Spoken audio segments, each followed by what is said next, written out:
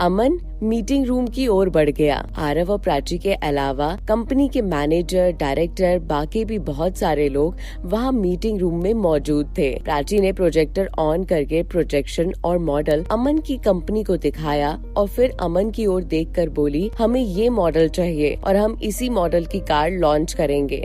हमें सारे model time पर तैयार चाहिए। ठीक है, एक बार आप हमारी डिजाइन्स भी देख लीजिए, मिस रिचा ने प्राची की ओर डिजाइन बढ़ाते हुए कहा। प्राची ने मिस रिचा के हाथों से फाइल लेकर डिजाइन चेक की तो वो चौंक गई और मन ही मन सोचने लगी, अरे ये तो वही डिजाइन है जो मैंने तैयार की थी जब मैं यहाँ जॉब करती थी। उसे ये डिजाइन समझने में जरा भी देर नहीं लगी कि उसी की बनाई हुई डिजाइन आज भी इस कंपनी में शो होती है और बड़े बड़े प्रोजेक्ट के लिए सिलेक्ट होती है। उसने फाइल को आरव के हाथों में देते हुए कहा, लो तुम भी एक बार लो, इसे चेक कर लो।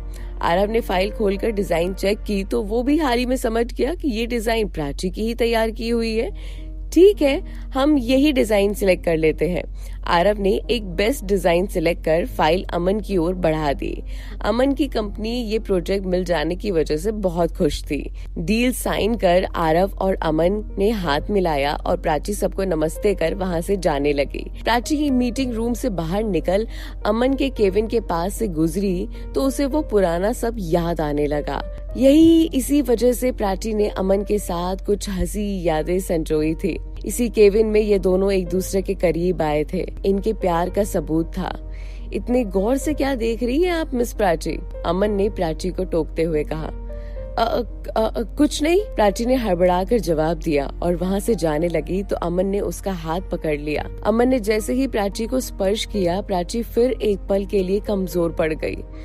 अरे वो तो कब से अमन के प्यार में तरस रही थी, पर फिर उसे एक साल पहले वाली घटना याद आई तो वो अमन को गुस्से में देखकर बोली, सर हाथ छोड़िए मेरा। अब ये हाथ तभी छूटेगा जब तुम मेरे सवालों का जवाब दे दोगी। मुझे आपके किसी भी सवाल का जवाब नहीं देना। मेरा हाथ छोड़िए, मुझे जाना है। प्राची ने फिर गुस्से में कहा, पर अमन ने उसका हाथ नहीं छोड़ा और खुद भी चिल्लाकर बोला, नहीं छोड़ूंगा। जब तक मुझे मेरे सवालों का तुम जवाब नहीं देती मैं नहीं छोड़ूंगा। बताओ क्यों एक साल पहले तुम यहाँ बिना बताए गायब हो गई थी? तुमने मुझे क्यों धोखा दिया? हाँ, धोखा मैंने नहीं, धोखा आपने मुझे दिया है। प्राची ने इतना कहकर अमन के हाथों से अपनी कलाई छुड़ाई और भागकर गाड़ी में जाकर बैठ गई।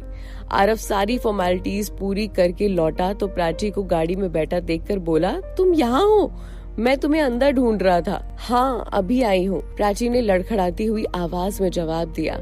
अरे क्या हुआ, सब ठीक तो है ना? आरव ने सवाल किया।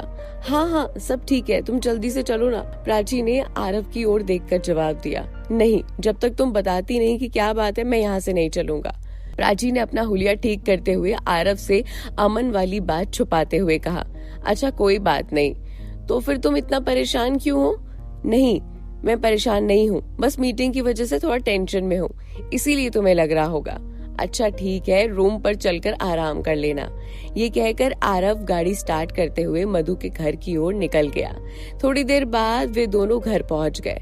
यहाँ अमन अपने केबिन में बैठा बैठा यही सोच रहा था कि प्राची ने क्यों कहा कि मैंने उसे धोखा दिया, जबकि धोखा तो उसने मुझे दिया है। छोड़कर वो गई थी, मैं नहीं। वो खुद तो आरव के साथ रहती है और खुश भी रहती है और मुझसे कहती है मैंने धोखा दिया। दूसरी ओर प्राची भी यही सोच रही थी कि अमन ने मुझसे ऐसा क्यों कहा कि मैंने उसे धोखा दिया, जबकि शादी अमन ने पूजा से की है। मैं कहाँ से धोखा दे सकती हूँ? ये दोनों अपनी अपनी जगह अपनी अपनी सोच में डूब गए थे। इसी बीच कई राज खुले बाकी थे, लेकिन बातें अभी साफ नहीं हो पा रही थी और ये अनकही अनसुनी सी बातें गलतफहमियां पैदा कर रही थी। प्राची कहाँ खोई हो तुम?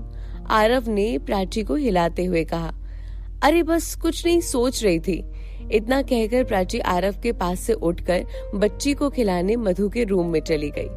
कैसी रही आज की मीटिंग? मधु ने प्राची से कहा।